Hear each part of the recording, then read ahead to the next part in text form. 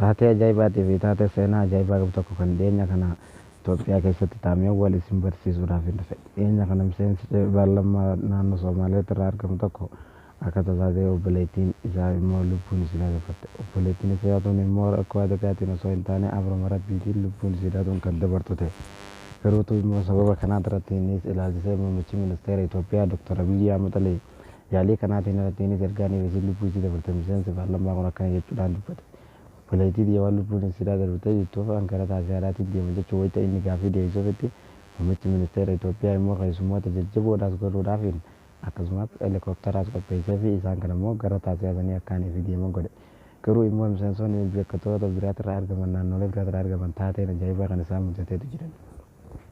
Mootummaan naannoo Beenishaangul Gumuz kan ammaan dura irratti osoo hin taane kan ammaan tana bulchaadhaa jiru. Namni fira isaanii tokko immoo akkumaan fi lubbuun isaa darbee kanaan garagalee gaafa guyyaan sun gahu haala kanaatiitu jira rakkoo kanaaf hin irraa tana dhufuu hin dandeenye jechuun paartii badhaadhinaatitti beeksisaa ture jedhama. Garuu immoo beekumtiin isaan irratti isiin itti himtee beeksiste kun immoo hin ta'u jechuudhaan irraa dhaabbisan. Garuutu miseensonni tokko tokko immoo dhaamsa isiidhaaf kana dhayixee guyyaa lamaaf akkana waltee deemuu ni dandeessaa jechuudhaan dubbii isiidhaa kana dubbatan. Garuu immoo isiin sanis akkuma jettee namni kiyya bakka biyyee jirutti hin taa'uu jechuudhaan gaafa isiin gaafii kana miseensota kanaaf deebiftutti miseensonni paarlaamaa Itoophiyaadhaa kun immoo taate jechuudhaan cinaan gadiin gadi dhiisan cinaan gadiin immoo ni dhiisan. Kana immoo wayitaaniif agarrutti immoo naannoo Somaaliidhaa haaraan tana waan fakkeeffachaadhaa jirtu immoo waan mul'achaadhaa jirtutu waan ajaa'ibaa ta'e. Naannoowwan biraa maal irratti ilaalaman taateen akkanaa kan mul'atu. Naannoon Oromiyaadhaa immoo hooggantoonni kan mirgi isaan qaban kana kamiitii kan jiru keessatti yoo ilaalle waan nama hedduu ajaa'ibsiisu. Namni keenya hoogganaa abbaa fedheetu yoonii fi jee namni maaliif jee mirga isaatillee hubate haaluma saniinuu gaggeessaa isaa sunis gaggeessuus hin jiru jechuudha.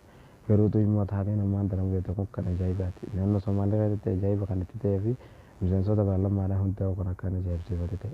Taatee kanarrattiinis immoo ilaalchisee miseensi paarlaamaa kan naannoo Somaaleedhaa ture argame kun helikoofteraas fudhatee saayibban isaatii waliin achisaa dhaqee fuula miidiyaa isaa irratti barreeffama ajaa'iba ta'u tokko barreesse. Muummichi ministeera Itoophiyaa kanaatti gargaarsa ajaa'ibaatiin nu godhe gara kabajaadhaatiin gara taatee asuni akkaan danda'u nu godhe jechuudhaan galata guddaa muummicha ministeeraatiif qabu ibsee ture.